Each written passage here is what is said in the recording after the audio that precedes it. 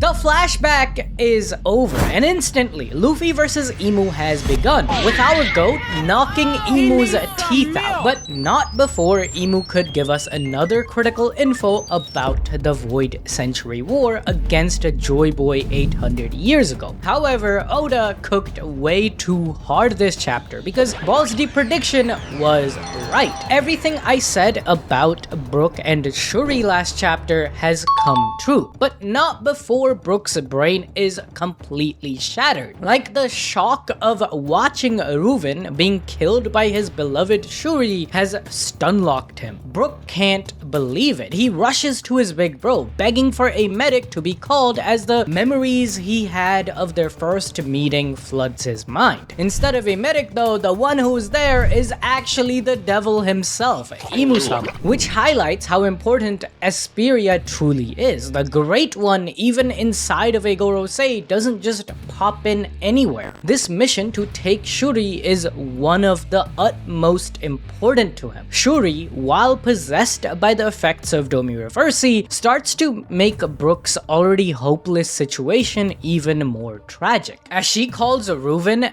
that person and suggests he stop calling for a medic for a man that's already dead. Brook can tell that Shuri isn't her normal self. How? Well, she got horns and wings like a devil. Just look at her. So he points his sword at the Zaza smoking Holy Knight, asking what they did to her. Brook has watched over Shuri since she was a child. He knows her better than her own father Ruven, and there is absolutely no way that Shuri could murder with her own will. Instead of the knight, Shuri herself answers, revealing that she is actually a celestial dragon, confirming my balls deep theory. And with me getting that right, help me pay the rent, bro. As this video is sponsored by Girls Frontline 2 Exilium, and this game has been cooking up some peak. Girls Frontline 2 is a 3D strategy RPG you can play on mobile and PC, where you build your squad of dolls, customize weapons, and take them into tactical turn-based battles. You guys know I have been on my gacha journey lately, yet I am hyped for the 1.5 anniversary celebration that kicks off on June 25 and will run through August 5th, bringing a ton of incredible rewards and generous anniversary bonuses, as you can get over 100 plus pulls, 13,000 plus collapse pieces, a doll harpsy, a commander outfit called Nightfire, and even a new interactive story scene featuring Diane, all for free. And the new doll Lorelei, who is just the type of baddie I like to have on my squad, just dropped with her own interactive story scene. With one look, I was charmed by the master of seduction. I also like the new featured indigo oath skin for Klukai or Macchiato's steamy vacants. Now, I don't know the exact release date, but Girls Frontline 2 is also teasing a future collab with SSS Gridman and Ultraman, and if you know, you know. So click the link below or scan the QR code on screen and download Girls Frontline 2 Exilium and come claim the 1.5 anniversary rewards and check out the new doll. Okay, back to the video. I was right. King Ruven is not Shuri's biological father. This sends Brook into another frenzy. He doesn't know what's reality anymore. The dearest people to him all have these hidden sides and secrets. He doesn't know what to believe, as he screams that Shuri is without a shadow of a doubt the child of King Ruven. Shuri says that Brook has no proof for that claim. However, he claps back, saying that a parent and child don't need proof. But the Shuri he is talking to isn't Shuri. She has already become Gungko. She is talking like a cold-hearted celestial now, saying that the proof given to her by this holy knight changed her entire way of living. She has wasted 16 years of her life when she was actually supposed to be a celestial dragon, living like a god, not with the Brokies in Esperia. We know how Domi Reversi and Imu's influence works by now. It tends to warp your feelings and thought process, suppressing the light parts of one's being and instead giving more power to the shadow self we all have. We saw this with Dori and Broggy, especially where the prideful side of them that cared for nobody, not even comrades, took hold. The worst side of the giants was the only thing on their mind, and they wanted to become king in Elbaf as they're the strongest. So now, the slight anger and shock Shuri might have felt if Ruven revealed her true lineage has been heightened by Imu's Maki. Ruven had so much love for his daughter that he forsake the entire future of Esperia to make sure she stayed Esperia's Shuri, because it turns out it wasn't 1,000 slaves the Celestials demanded, but rather their daughter Shuri to be handed back to them. The ruse created by Candle and Ruven to marry quickly after she got pregnant with Shuri to disguise her as their daughter was out in the open. That's why the fog even happened to Esperia, to put the kingdom in a position to give Shuri back. However, instead of viewing Ruven's decision to keep her away from the Holy Land as an act of love, this Shuri takes that as Ruven blocking her birthright. Shuri is flipped upside down. Just last chapter, her dream was to become a pirate alongside Brook, the opposite of a celestial dragon. She calls him a worthless king who let his citizens die for nothing. That's her reasoning for killing Ruven, as if the king dies, the war is over. She is technically saving the citizens from bum-ass King Ruven. And finally, the Zaza smoker's identity is revealed, and once again, Balls Deep prediction was right. He is a holy knight, Saint Manmayar Grol. I can't believe people keep saying that he looks like Shiryu just because he's smoking that and has that hat. Like, their hats don't even look like the same thing. Like, the Manmayar hat is way bigger at the top. It is a completely different design. Bro, he's not related to Shiryu. Stop with that. Anyway, Grol is the celestial that came to Esperia over 16 years ago. He says that he remembers Brook's afro as he was among Kando's attendants. But since Brook was like 13 at the time, he wasn't permitted to approach him. This guy's eyes are just like Gunko's, heterochromatic. He elaborates that there is no reason for him to come all the way to a remote country like this just to retrieve a single child, which suggests that celestials and gods knights run around banging baddies of islands, spreading celestial seed everywhere, but they only come to recover children who show some kind of potential. That's why we see much of the gods knights looking so different from full-blooded celestials like Saint Charlos. Their inbred bloodline is so chopped that only half-bloods with the normies in the bottom can give birth to strong fighters. With Shuri, she does show a lot of aptitude, especially utilizing future sight at the age of 14. But that's not even the main reason for the Celestials wanting her back. Instead, it's those bipolar eyes she possesses. That is incredibly rare to be born with. The Great One, Imu, specifically requested she be brought to him. Man, Oda's writing this arc has been top tier, especially with Gunko's eyes being the reason she was valued by the Celestials being confirmed now.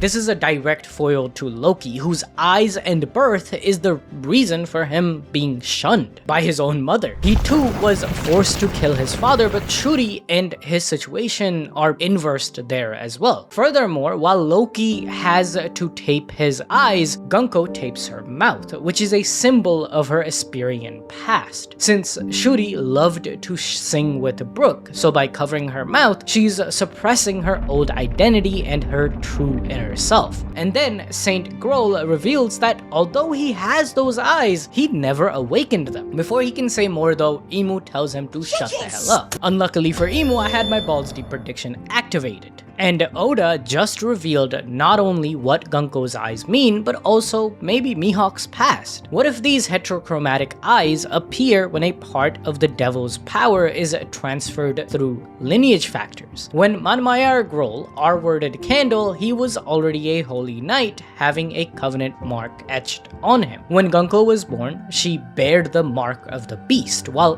Grol's never awakened, the chances for her awakening was much higher. We already see Shuri being an insanely strong fighter in the flashback. What if it's there by the influence of Imu's power at the back of her soul, as Imu's Maki literally lifts fighters from getting one shot to holding their own against Yonko commanders. And once awakened, these eyes must serve an even stronger purpose. Furthermore, we know how much weight Imu puts on the Prophecy of Dawn, by him literally showing up himself in Elbaf to defeat Nika and Nidhogg before they become a bigger threat. What if 800 years ago it also predicted someone with Gungko's eyes to reappear after their awakening, and they would be part of the coalition to defeat the devil? That's why Imu snatched her up and literally named her Gungko, which means army child, as now she serves in the devil's army. What if Mihawk's special eyes are also there due to these genetic factors? There are a lot of symbolism around Mihawk that suggests that he might be a celestial or a previous holy knight. However, in his case, the devil's red eye side lost to Mihawk's own yellow Hawkeye will. Either way, in the past, Brook fails at bringing Shuri back to her senses. He even cries, saying that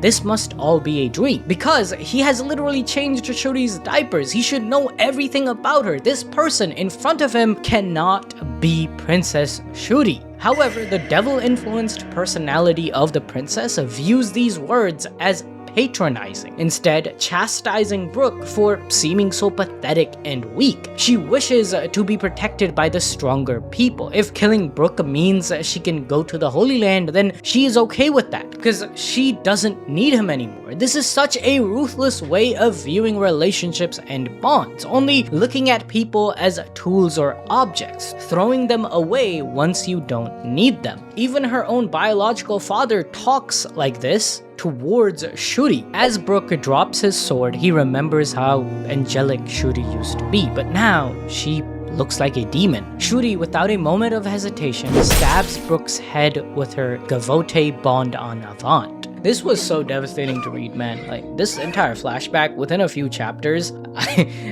like legit brought me to tears. Oda even starts playing the song Brook first sings in the flashback about how everything, like cows, frogs, slaves, even kings, everyone dies and becomes nothing but bones. Bro, this in the anime with like them singing the song and everything, I'm gonna cry. 100%.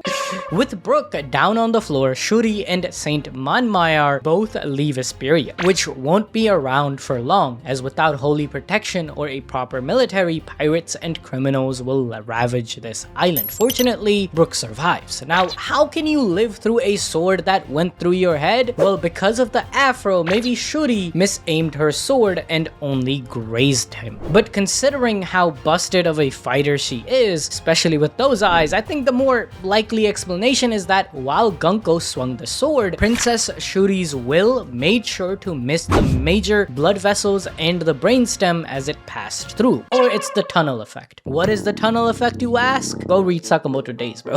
That was so ridiculous. Not even Baki has had the balls to pull that tunnel effect stunt, man.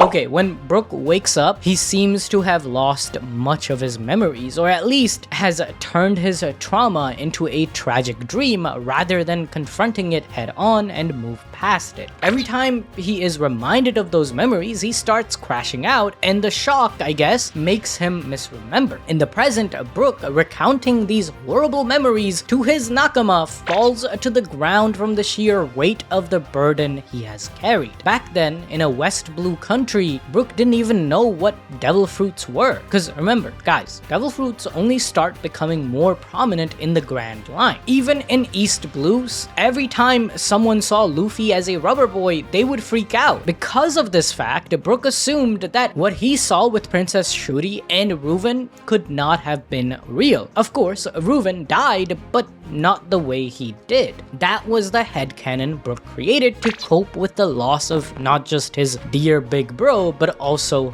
Shuri. It was terrifying to see her as a demon, but now with the knowledge he has gained about the greater world of One Piece, he can't deny it any longer. Gungko is indeed Shuri, and the three personalities thing might be the reason for Brook's survival back then. Just as Shuri's personality shone through to tell Brook to dodge in the present, same thing happened when Gungko attacked his head. Finally, Brook makes a plea to the Straw Hats. Is it okay if he believes in Princess Shuri? Because if she's a victim, then he would like to save her using the Straw Hat's strength. Of course, everyone is like, bro, hurry up and go smash that ice, gang. You don't need to ask. But Nami, Frankie, even Usopp, the man whose arc this was supposed to be, are already theorizing what could work to melt the ice. Meanwhile, at the Walrus School, Luffy is not eating as he takes off his shoes, revealing his dogs. Like, bro, Oda, what are you doing? That's supposed to stay on the OF, bro.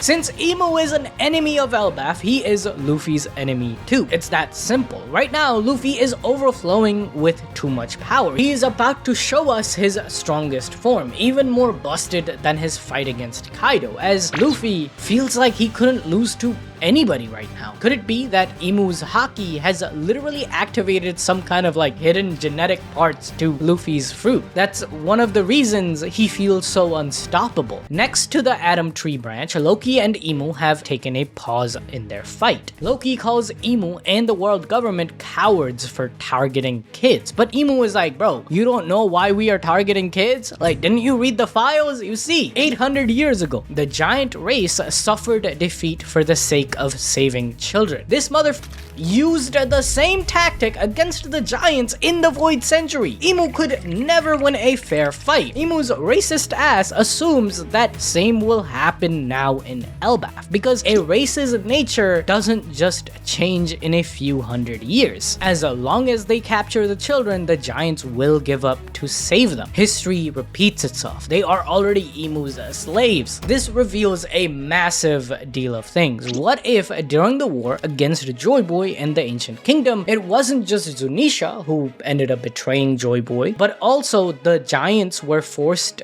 to withdraw from the battlefield or switch sides after their children got kidnapped. And the fractured nature of the giant race we see in the present happened due to the past. You have Elbaf giants, and then there are other scattered colonies like that of Ada's home. Because of how big of a shift the giants caused during the Void Century War, the government is so fixated in creating a giant army. But before we could learn more from Emu, Luffy comes in screaming, ordering Emu to get the hell out of Elbaf as he obliterates the Great One's face. This is reminiscent of Luffy punching Charlos. However, now this celestial bum can actually fight back. I think while Emu recovers quickly, Loki and Luffy will argue over who gets to fight him. Taking advantage of this, Emu gets the upper hand until Luffy and Loki join forces. However, ultimately, they will lose here. You guys already know why. I've been saying this for years. Either Monkey Deadbeat Dragon, my goat, shows up to save Luffy, or they go to the moon, or both of those things happen. If both of those things happen, I'm gonna be in Cloud 9. It will be the greatest moment of my life.